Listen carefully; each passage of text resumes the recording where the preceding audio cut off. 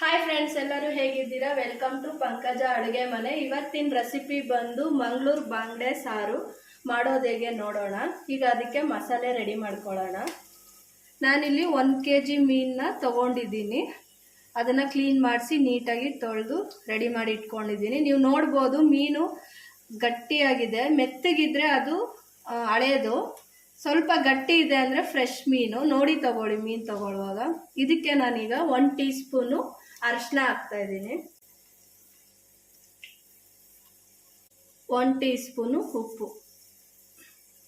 ಈಗ ಇದನ್ನು ಮಿಕ್ಸ್ ಮಾಡಿ 10 ಮಿನಿಟ್ಸು ಕ್ಲೋಸ್ ಮಾಡಿಡೋಣ ಲಿಡ್ಡು. ಚೂರು ನೀರು ಇಲ್ದಿರ ಮೀನು ಇದು ಮಾಡ್ಕೊಳ್ಳಿ. ತುಂಬ ಹೊತ್ತು ನೀರಲ್ಲೂ ಬಿಡಬೇಡಿ ಮೀನನ್ನ. ಈ ಥರ ಫುಲ್ಲು ಉಪ್ಪು ಅರಿಶಿನ ಎಲ್ಲದಕ್ಕೂ ನೀಟಾಗಿ ಅಪ್ಲೈ ಮಾಡ್ಕೊಳ್ಳಿ. ಈಗ ಫುಲ್ಲು ಮಿಕ್ಸ್ ಆಗಿದೆ. ಈಗ ಇದನ್ನು 10 ನಿಮಿಷ ಮುಚ್ಚಿಡೋಣ. ಈಗ ಮಸಾಲೆ ರೆಡಿ ಮಾಡ್ಕೊಳ್ಳೋಣ. ನಾನಿಲ್ಲಿ ಬ್ಯಾಡಗಿ ಮೆಣಸಿನ್ಕಾಯಿ 20 ತೊಗೊಂಡಿದ್ದೀನಿ. ನೀವು ಖಾರಕ್ಕೆ ಅನುಗುಣವಾಗಿ ನೋಡಿಕೊಂಡು ತಗೊಳ್ಳಿ. ಈಗ ಇದನ್ನು ಒಂದು 2 ಮಿನಿಟ್ಸು ಹೈ ಸಿಮ್ಮಲ್ಲಿ ಇಟ್ಕೊಂಡು ಫ್ರೈ ಮಾಡ್ಕೊಳ್ಳೋಣ. ಈಗ 2 ಮಿನಿಟ್ಸು ಫ್ರೈ ಮಾಡ್ಕೊಂಡಾಗಿದೆ. ಇದನ್ನ ಈಗ ಒಂದು ಪ್ಲೇಟಿಗೆ ಹಾಕ್ಕೊಳ್ಳೋಣ. ನಾನಿಲ್ಲಿ 2 ಟೀ ಸ್ಪೂನಷ್ಟು ಧನಿಯಾ ತೊಗೊಂಡಿದ್ದೀನಿ. ಅದನ್ನು ಹುರ್ಕೊಳ್ಳೋಣ. ಹುರಿದು ಹಾಕೋದ್ರಿಂದ ಫ್ಲೇವರು ಚೆನ್ನಾಗಿರುತ್ತೆ, ಸಾಂಬಾರು ರುಚಿ ಇರುತ್ತೆ. ಅದಕ್ಕೇ 1 ಟೀ ಸ್ಪೂನು ಜೀರಿಗೆ.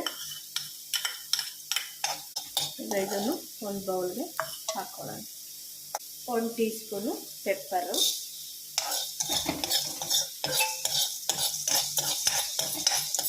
ಎಲ್ಲನೂ ಒಟ್ಟಿಗೆ ಹಾಕಿ ಕೂಡ ನೀವು ಹುರ್ಕೋಬೋದು. ಈಗ ಜಸ್ಟ್ 1/4 ಸ್ಪೂನಷ್ಟು ಮೆಂತ್ಯ. ಜಸ್ಟ್ ಆ ಬಾಣಲಿ ಬಿಸಿ ಇರುತ್ತಲ್ಲ ಅದರಲ್ಲೇ ಸ್ವಲ್ಪ ಫ್ರೈ ಮಾಡಿಕೊಂಡ್ರೆ ಸಾಕು. ಈಗ ಇದೆಲ್ಲ ಹುರಿದು ರೆಡಿಯಾಗಿದೆ. ಇದನ್ನು ಒಂದು ಮಿಕ್ಸಿ ಜಾರ್ಗೆ ಹಾಕ್ಕೊಳ್ಳೋಣ. ಅರ್ಧ ಹೋಳಷ್ಟು ತೆಂಗಿನಕಾಯಿನ ಹಾಕೋತಾ ಇದ್ದೀನಿ. ಅದಕ್ಕೇನೆ ಸ್ವಲ್ಪ ಕರಿಬೇವು, 1 ಈರುಳ್ಳಿ, 5 ರಿಂದ 6 ಬೆಳ್ಳುಳ್ಳಿ, 1 ಇಂಚಷ್ಟು ಸಾಸಿವೆ. ನಿಮಗೆ ಬೇಕಾದರೆ ಹಾಕೋಬೋದು, ಬೇಡ ಅಂದರೆ ಸ್ಕಿಪ್ ಮಾಡ್ಕೊಳ್ಳಿ. ನಾನಿಲ್ಲಿ ನಿಂಬೆ ಹಣ್ಣಿನ ಗಾತ್ರದಷ್ಟು ಹುಣಸೆ ಹಣ್ಣ ನೆನೆಸಿದ್ದೆ. ಈಗ ಆ ಹುಣಸೆ ಹಣ್ಣ ನಾನು ಮಿಕ್ಸಿ ಜಾರ್ಗೆ ಹಾಕ್ತಾಯಿದ್ದೀನಿ. ಇದೇ ನೀರಿಗೆ ಮಿಕ್ಸಿಗೆ ಆ್ಯಡ್ ಮಾಡಿಕೊಂಡು ನೈಸಾಗಿ ಕಡ್ಕೊಬರೋಣ. ಈಗ ನೈಸಾಗಿ ಕಡ್ಕೊಂಬಂದಿದ್ದೀವಿ, ನೋಡ್ತಿರ್ಬೋದು.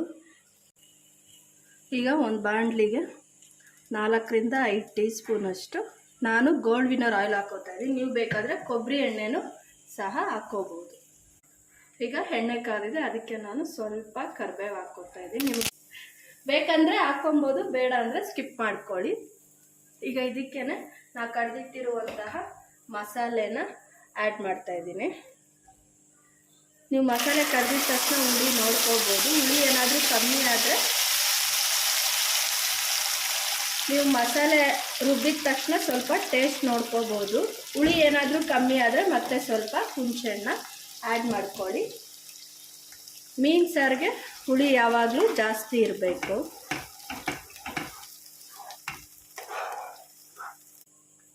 ಈಗ ಇದಕ್ಕೆ ಸ್ವಲ್ಪ ನೀರು ಹಾಕ್ಕೊಬರೋಣ. ನಾನು ಅದೇ ಮಿಕ್ಸಿ ಜಾರಲ್ಲೇ ನೀರನ್ನ ಸ್ವಲ್ಪ ಇದು ಮಾಡ್ಕೊತಾ ಇದ್ದೀನಿ. ನೀರು ಹಾಕ್ಕೋತೇವೆ. ನಿಮ್ಗೆ ಯಾವುದಕ್ಕೆ ಬೇಕು ಅಷ್ಟು ನೀರು ಹಾಕ್ಕೊಳ್ಳಿ. ನಾನಿಲ್ಲಿ 1.5 ಲೋಟ ಅಷ್ಟು ನೀರನ್ನ ಆ್ಯಡ್ ಮಾಡಿದ್ದೀನಿ. ಇದನ್ನು ಒಂದು ಸರ್ತಿ ನೀಟಾಗಿ ಮಿಕ್ಸ್ ಮಾಡಿ ಕುದಿಲಿಕ್ಕೆ ಬಿಡೋಣ. ಹೈ ಸಿಮ್ಮಲ್ಲೇ ಇಟ್ಟು ಈಗ ಇದನ್ನು ಕುದಿಲಿಕ್ಕೆ ಬಿಡೋಣ.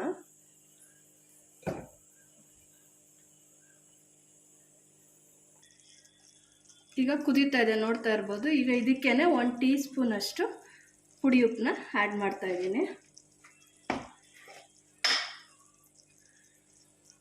1/4 ಚಮಚದಷ್ಟು ಅರಿಶಿನ. ಈಗ ಒಂದು 2 ಸೆಕೆಂಡು ಕುದಿಲಿಕ್ಕೆ ಬಿಡೋಣ ಸಿಮ್ಮಲ್ಲಿ.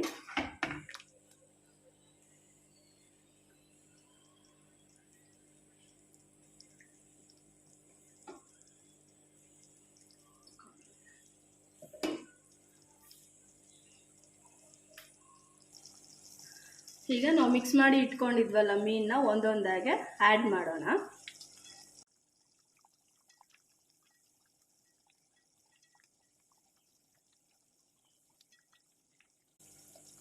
ಸಿಮ್ಮಲ್ಲಿ ಇಟ್ಕೊಂಡು ಒಂದೊಂದಾಗೆ ಮೀನನ್ನ ಆ್ಯಡ್ ಮಾಡ್ತಾ ಹೋಗಿ ಸಾಂಬಾರಿಗೆ.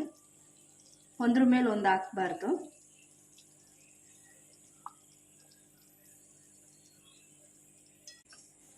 ಸಾಂಬಾರು ನನಗೆ ತುಂಬ ಗಟ್ಟಿ ಅನ್ನಿಸ್ತಾ ಇದೆ, ಸೊ ಅದರಿಂದ ನಾನು ಇನ್ನೊಂದು ಅರ್ಧ ಗ್ಲಾಸ್ ಅಷ್ಟು ನೀರನ್ನ ಆ್ಯಡ್ ಮಾಡ್ತಾ ಇದ್ದೀನಿ.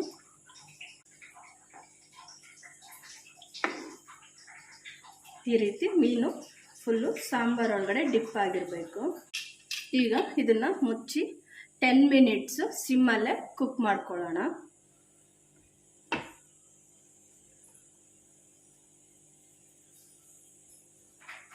ಈಗ ಮೀನು ಸಾರು ರೆಡಿಯಾಗಿದೆ, ನೋಡೋಣ.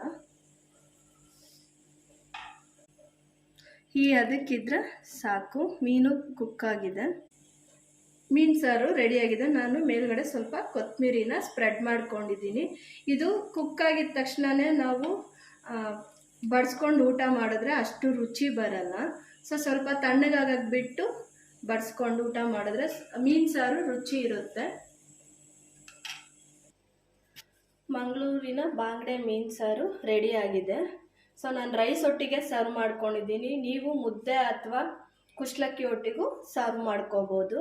ನೀವು ಮನೇಲಿ ಮಾಡಿ ನೋಡಿ ಹೇಗಿದೆ ಅಂತ ಕಮೆಂಟ್ಸ್ ಮಾಡಿ. Thank you for watching the video. Like, comments, share, subscribe ಮಾಡಿ ಫ್ರೆಂಡ್.